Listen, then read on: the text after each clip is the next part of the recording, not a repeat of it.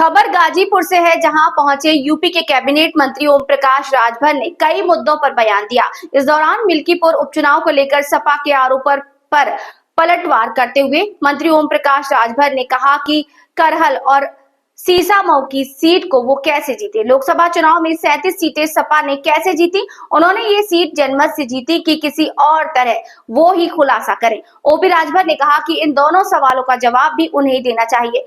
दिल्ली चुनाव में बीजेपी की जीत पर बोलते हुए ओपी राजभर ने कहा कि मोदी जी की विकास योजनाओं और कल्याणकारी नीति पर जनता को विश्वास है। महाकुंभ में श्रद्धालुओं के टोल टैक्स माफ करने के अखिलेश यादव के बयान के सवाल पर उन्होंने कहा कि गाड़ी चलाने पर टोल टैक्स देने में क्या दिक्कत है।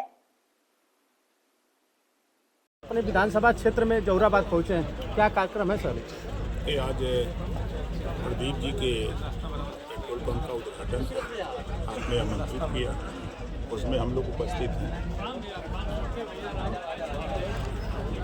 मंत्री जी, देखा जाए तो मिल्कीपुर उपचुनाव को आप जीत चुके हैं आप लोग, लेकिन सपा के लोग आरोप लगा रहे हैं कि हम चुनाव हारे नहीं, मुझे हराया गया है, सरकारी मशीनरी का दुरुपयोग किया गया है। देखिए, हारने के बाद व्यक्ति कुछ भी कह सकता है। वोट जनता देती है, जनता मालिक है। चुनाव के समय वही भगवान होती है। और पिछले 9 विधानसभा उपचुनाव हुए, उसमें 2 सीटों पर करहल और सीसामऊ समाजवादी पार्टी ने जीता, 7 हम लोग जीते। तो उन 2 सीटों पर समाजवादी पार्टी कैसे जीती थी? सवाल पहले नंबर 1। नंबर 2 सवाल, लोकसभा के चुनाव में 35-37 सीटें जब चुनाव लोकसभा का हो रहा था, तो समाजवादी पार्टी किस आधार पे जीती थी, ये भी बताने का काम करें वो लोग कि भाई हम लोगों ने धांधली करके, गुंडाई करके, लूटपाट करके जीता है कि जनता के मत से जीता है, ये तो वही खुलासा कर सकते हैं, बता सकते हैं। मंत्री जी, देखा जाए तो गाजीपुर के सांसद अफजाल अंसारी ने मुख्यमंत्री जी के बयानों को पलटवार करते उन्होंने कहा है कि अगर आप लोग बटोगे तो पिटोगे, इस तरह का वो बयान दे रहे हैं। देखिए, नेता है, नेता का बयान दिल्ली विधानसभा चुनाव को लेकर क्या कुछ कहेंगे सर?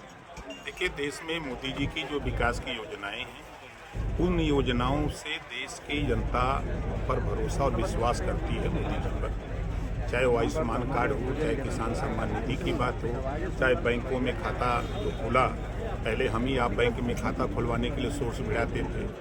यही गैस सिलेंडर लेने के लिए हम लोग बहुत मेहनत की लाइन लगती थी, तब हो पाता था। वो योजनाएं जो बन रही हैं, उस गरीब को जिसको राशन मिल रहा है, दोनों टाइम खा रहा है, तो मोदी जी को देखा कि दूसरे। अच्छा, देखा जाए तो कुंभ को लेकर सपा मुखिया अखिलेश यादव ने जो श्रद्धालु जा रहे हैं उनको जो टोल टैक्स लगता है उसको फ्री करने के लिए कह रहे हैं। कहाँ टैक्स लग रहा है?